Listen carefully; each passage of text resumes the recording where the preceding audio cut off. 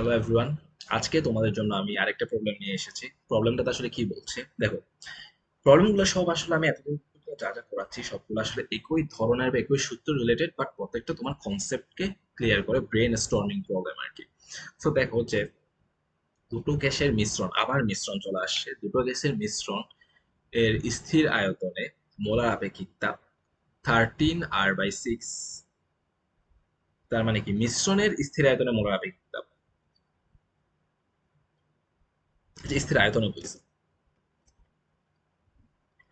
মিশ্রণের স্থির আয়তনে মোলার আপেক্ষিকতা কত? 13r/6। এটা হচ্ছে মিশ্রণের, এই জন্য বাদ দিছি আমি করে। প্রথম ও দ্বিতীয় গ্যাসের মোল সংখ্যার অনুপাত হচ্ছে 1:2, and 1:2 and 2 সমান কত? 1:2। আচ্ছা, হিলিয়াম, নিয়ন, নাইট্রোজেন, অক্সিজেনের মধ্যে কোন দুটো যথাক্রমে প্রথম ও দ্বিতীয় গ্যাস হইতে পারে? মানে এই চারটা গ্যাস তোমাকে দেয়া আছে, এই চারটা গ্যাসের মধ্যে যে কোনো দুইটা তোমার প্রথম, যে কোনো দুইটা এন 1 আর 2 হইতে পারে। এটা আমি কিভাবে বের করবো? তো এটার জন্য তোমাকে আমি একটু আগে কি দেখায় আসলাম, সিপি বা সিভি এর একটা, সিপি বা সিভি এর মিশ্রণে একটা সূত্র দেখাইছি না? এই সূত্রটা এনাফ এটা বের করার জন্য। এই জন্যই আমি বেসিক্যালি তোমাকে এখানে এই সূত্রটা দেখাইছি সিপি বাই সিভি এর। তো সিভি বার সমান কত জানি আমরা? n1 CP cv1 plus n2 cv2 by n1 plus n2 সমান, আমি কি n1 বাই n2 এর মানটা জানি, তো n2 দিয়ে ভাগ দিয়ে দিই উভয় পক্ষে। n2 দিয়ে ভাগ দিলে এখানে আসবে কত তোমার? n1 বাই n2 আসবে, রাইট? এগুলো 1 হয়ে যাবে, এখানে n1 বাই n2 আসবে। সো এখানে আমি বসাবো কি, হাফ প্লাস 1। এখানে হচ্ছে তোমার n2 দিয়ে ভাগ দিলে হাফ সিভি প্লাস n2 তে চলে যাবে cv2। এই সিভি এর মানটা কত বলছে? 13r/6। ঠিক আছে। সো এই জিনিসটা ছোট করি, আমার হাতের লেখাটা বড় হয়ে যাচ্ছে, এটা ছোট করে।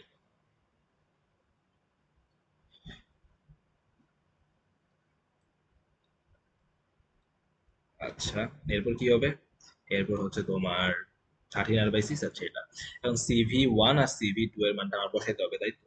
তো সিভি এখানে কি কি আছে? আচ্ছা, CV1 CV2 এর মানটা আমি জানি না, বাট আমি এফ ধরতে পারি। ঠিক আছে, এফটা ধরি। CV1 সমান কত ধরবো? CV1 সমান f/2, সূত্র মনে আছে না? f1/2 আর CV2 সমান কত? f2/2 আর হুম তো 13r/6 সমান, এইটা হাফ আছে, হাফের সাথে হচ্ছে CV1টা কত? f1/2 আর প্লাস CV2 কি f2/2 আর, আর নিচে কত হচ্ছে? 3/2, রাইট? এই নিচে আচ্ছা, এখানে এই এই এই এই হাফটা চলে যাবে, এখানে নিচে টুটা চলে যাবে, এটা টুটা চলে যাবে। সো বেসিক্যালি 13r/6 সমান কত আসে?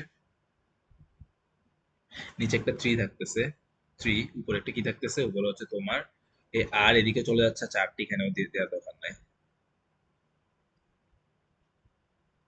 আর এখানেও দেওয়ার দরকার নাই তোমার। এটা হচ্ছে তোমার 13 হবে আর কি। আর এখানে আমি কি দিচ্ছি?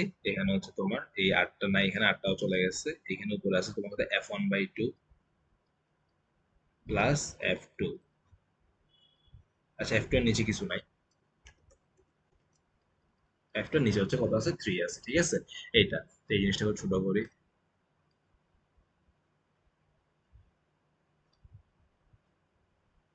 ঠিক আছে, এইটা।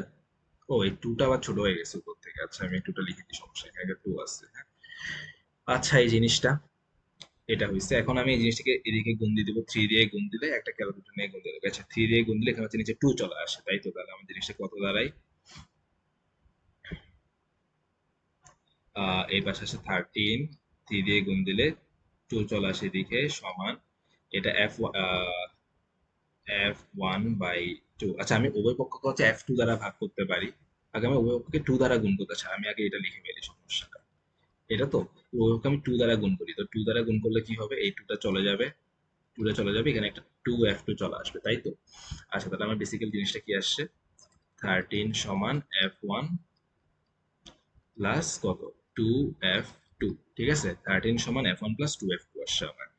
13 সমান f1 প্লাস 2f2 আসছে। দুটার মতো করে লিখে দিই একটু, দাদা। F2 আসছে, এটাকে আমি আর কি লিখতে পারি, আমি উভয় পক্ষকে F2 দ্বারা ভাগ দিই। হ্যাঁ, উভয় পক্ষকে F2 দ্বারা ভাগ দেওয়া যাবে। আচ্ছা, F2 দ্বারা ভাগ দেওয়ার দরকার, আমি বের করতে চাচ্ছিলাম F1/F2, বাট এটা আমার দরকার নাই অ্যাকচুয়ালি, আমি এতটুকুই পারবো। আমার প্রবলেমটা প্রায় সলভড। এই দেখো কেমনে পারবো আমি তোমাকে বলি এবার। এই হিলিয়ামের ডিগ্রি অফ ফ্রিডম এফ সমান কত? হিলিয়ামের, দেখো আমি লাল কালি দিয়ে ইউজ করি। হিলিয়ামের আর কত? হিলিয়ামের আর এফ কত? হিলিয়ামের এফ হচ্ছে তোমার 3, নিওনের এফ হচ্ছে কত তোমার 3, তারপর হচ্ছে নাইট্রোজেনের এফ তোমার কত? নাইট্রোজেন এফ হচ্ছে তোমার 5, তারপর অক্সিজেনের এফ হচ্ছে তোমার 5। এখন তোমার কম্বিনেশন কি হইতে পারে? হয় 5-5 হইতে পারে, না হয় 5-3 হইতে পারে, ঠিক আছে? তো কম, আজানটা শেষ হোক, এরপর আমি আবার শুরু করতেছি। আচ্ছা, তো আমরা ব্যাক আসলাম আজানের পরে। তো আমরা কি জানি বলছিলাম, হ্যাঁ, আমরা এতটুকু পর্যন্ত বের করতে পারছি। এখন আমি হচ্ছে এফ গুলাকে এখানে বসায় বসায় দেখবো। এফ দুইটাই যদি 5 হয়, সম্ভব, এটাও 5 এটাও 5, 5 × 10 প্লাস 5 সমান কত হয়? 15 হয়, বাট এখানে 13 হইতে হবে, সেটা সম্ভব না। সো 5 5 3 3 সম্ভব, এটা যদি 3 বসে, সেটা যদি 3 বসাই, 3 প্লাস 3 × 6 তাহলে 8 হয়, 3 6 6, সরি 9 হয়, 3 প্লাস 6 সমান 9 হয়, তো এটাও হবে না, তাহলে 5 আর 3 হবে। 5 আর 3 হলে, এটা ধরো তোমার 5, এটা হচ্ছে ধরো তোমার 3, তাহলে হচ্ছে 5, 3 × 6, 6 5 11 হয়, তাহলে কোনোটাই তো হচ্ছে না।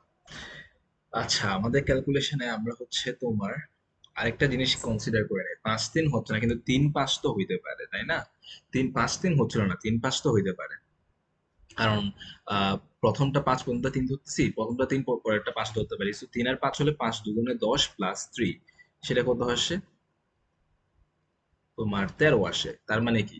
তার মানে হচ্ছে 1 নাম্বার গ্যাস এফ সমান 3, 2 নাম্বার গ্যাস এফ সমান 5। তার মানে 1 নাম্বার গ্যাস হইতে পারে কোনটা? হিলিয়াম অথবা নিয়ন। আর 2 নাম্বার গ্যাস হতে পারে কোনটা? নাইট্রোজেন অথবা অক্সিজেন। তার মানে নাইট্রোজেন, অক্সিজেন অথবা হিলিয়াম নিয়েও হইতে পারে না। ঠিক আছে, 1 নাম্বার গ্যাস এই দুটো যে কোনো একটা হইতে পারে, 2 নাম্বার গ্যাস এই দুটো যে কোনো একটা হইতে পারে। তো আজ এই পর্যন্তই, পরের দিন আমি আরো আরো দুইটা প্রবলেম সামনে আসতেছে, সো পরের দিন আমি আরেকটা প্রবলেম নিয়ে তোমাদের সামনে আসবো।